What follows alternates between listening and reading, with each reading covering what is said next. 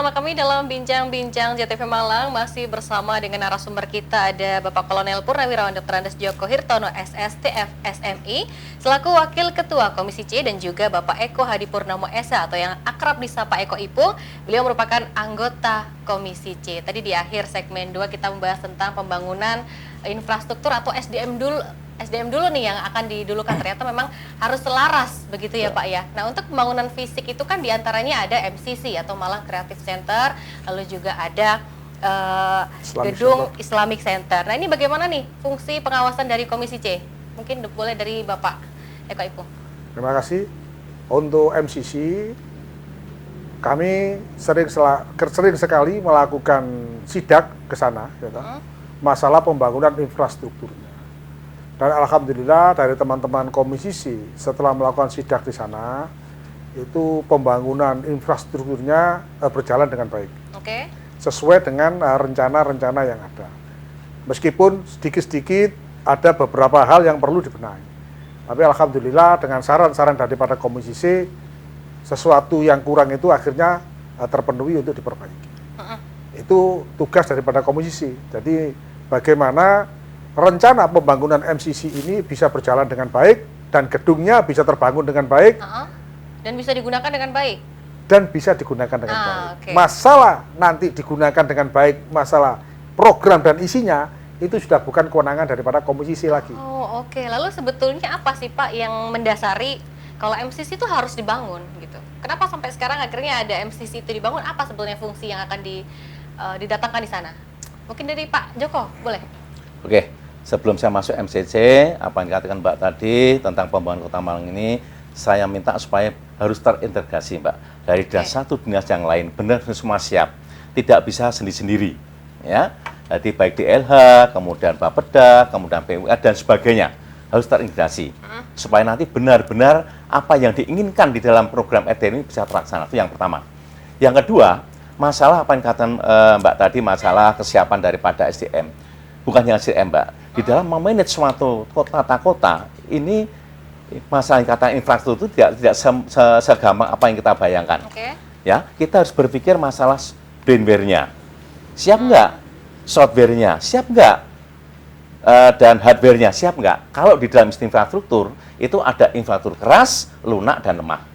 Ya, nah infrastruktur keras contohnya bangunan, kemudian jalan, gorong-gorong, drainase dan sebagainya. Ya, nah untuk SDM ini termasuk yang lunak, Mbak. Bagaimana menyiapkan untuk daripada SDM ini mampu menangani, membuat perencanaan dan pelaksanaan sampai evaluasi benar-benar sesuai dengan apa yang kita rencanakan. Itu utama sekali. Jadi memanage dalam suatu tata ruang itu tidak semudah apa yang kita bayangkan. Itu yang pertama. Yang kedua, masa MCC. Masa MCC, waktu pertama kali dilemparkan, pertama saya nggak setuju, Mbak. Kenapa, Pak? Boleh disampaikan, Pak? Pertama saya nggak setuju pertama, karena masalah pendanaan. Ya, masalah pendanaan tuh begitu besar. Ya, walaupun dari tahun ke tahun berkurang sampai sekarang bisa dilaksanakan. Kenapa saya katakan demikian? Pertama saya tanyakan, saya mau menyetujui, fraksi saya menyetujui dengan catatan, tolong dilaksanakan kajian oleh perguruan tinggi yang benar-benar valid. Kenapa saya katakan? Karena saya melihat, tidak saya sebutkan, ada salah satu kota di Pulau Jawa ini, waktu saya kunjungan kerja di sana, dia di 4 gedung, 4 lantai hanya dipakai 6 bulan habis, Mbak. Hilang orangnya. Nah, ini masalahnya apa? Banyak sekali, baik secara internal, secara eksternal. Saya tidak mau seperti itu, Mbak.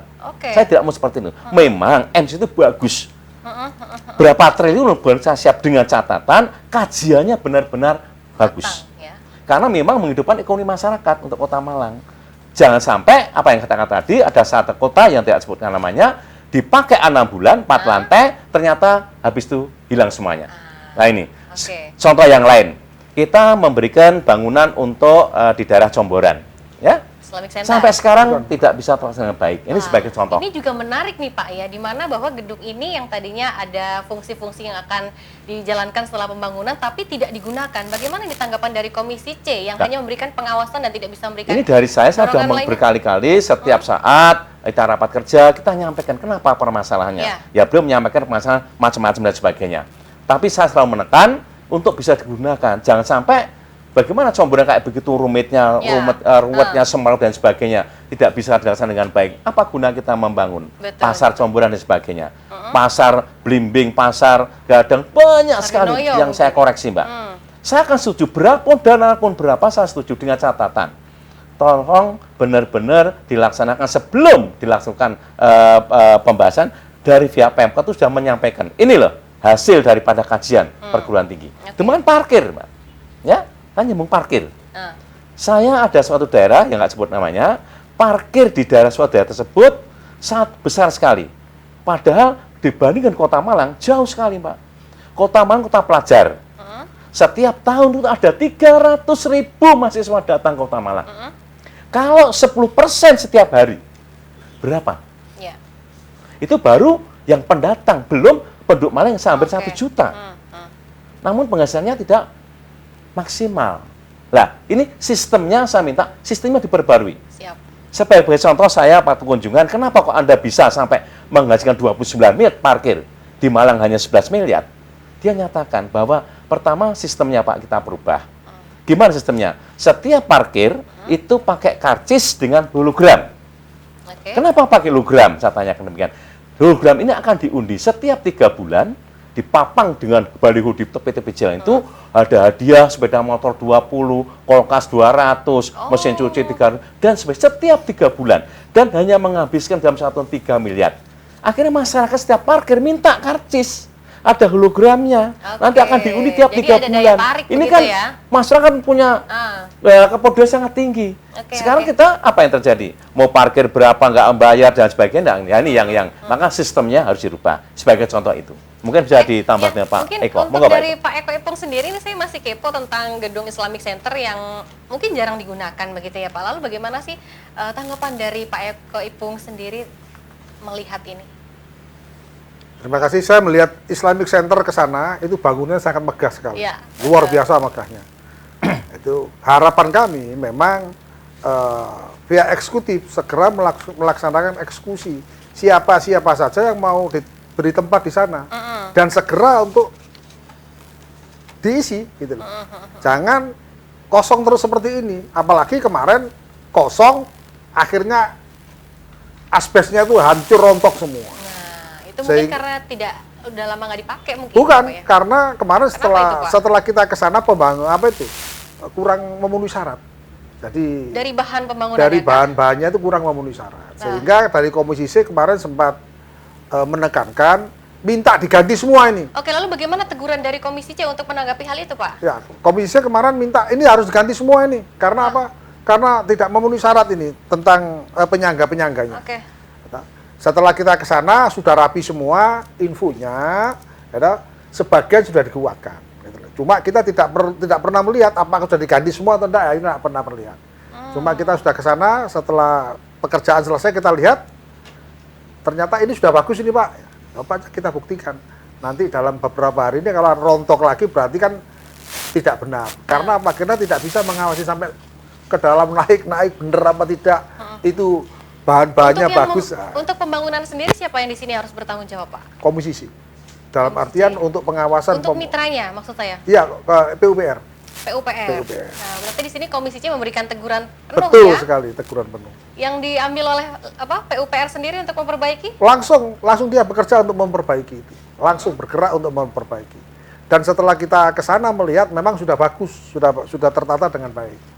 Cuma kami dari teman-teman Komisi C menekankan kalau sampai terjadi apa-apa, saya minta ini harus total di itu. Jadi ini juga menjadi catatan ya bagi DPUPR tentunya. Jadi kalau mau membangun sesuatu itu harus semuanya baik dan juga dengan bahan-bahan yang baik dan juga tentang tata ruangnya juga harus sesuai dengan aturan yang ada, sesuai dengan RKA yang ada gitu loh. Jangan sampai misalnya bahannya seperti ini dibelikan yang nomor 2. Yang kaleng-kaleng, jangan seperti itu. Oke, saya kembali ke Pak Joko. Pembangunan dengan anggaran yang cukup besar, menurut Bapak pribadi ini, apakah itu sudah sesuai dengan peruntukannya, Pak? Kalau sesuai peruntukannya, saya sudah sesuai, Mbak. Karena yang membuat program rencana kegiatan adalah pihak eksekutif. Pak eksekutif adalah sebagai eksekutor juga. Saya menghargai, menghormati. Namun, di dalam pelaksanaannya, benar-benar sesuai dengan apa yang telah direncanakan Ya. dari awal pelaksanaan sampai nanti kita mengadakan evaluasi benar-benar tidak menabrak aturan. Maka fungsi pengawasan kita sebagai ketua DPR disitulah apa sudah dilaksanakan sesuai dengan perencanaan, pelaksanaan dan evaluasinya benar sesuai tidak nabrak aturan. Itu memang kita selalu mengawasi, kita terjun ke lapangan, melihat kenyataan dan sebagainya. MCC sampai berapa kali kita selalu ya walaupun ada masalah kecil jadi kita bawel di nyampaikan, awal nggak apa-apa, yang diperbaiki, penting masih bisa kecil diperbaiki berfungsi dan dengan baik sebagainya. ya, Pak, ya. Demikian juga masalah Creative Center tadi yang dikatakan oleh Pak Eko tadi juga demikian. Hanya kenapa belum dimaksimalkan penggunaannya? Tadi Pak Eko ya. Jadi itu Dan masih belum- menjadi itu. PR dari Pemkot Dan Ini belum Malang. yang diisi, saya sampai sekarang belum sayangkan. diisi. Itu. Oke. Padahal penyerahannya sebetulnya sudah bulan kemarin, tapi kan sampai sekarang MCC Padahal ini dana Oke, cukup Bapak, besar ini menarik, dan nanti sebagainya. kita lanjutkan lagi perbincangan kita tentang MCC. Kita jeda dulu sejenak. Pemirsa jangan kemana-mana, tetaplah bersama kami di Bincang-Bincang JTV Malang.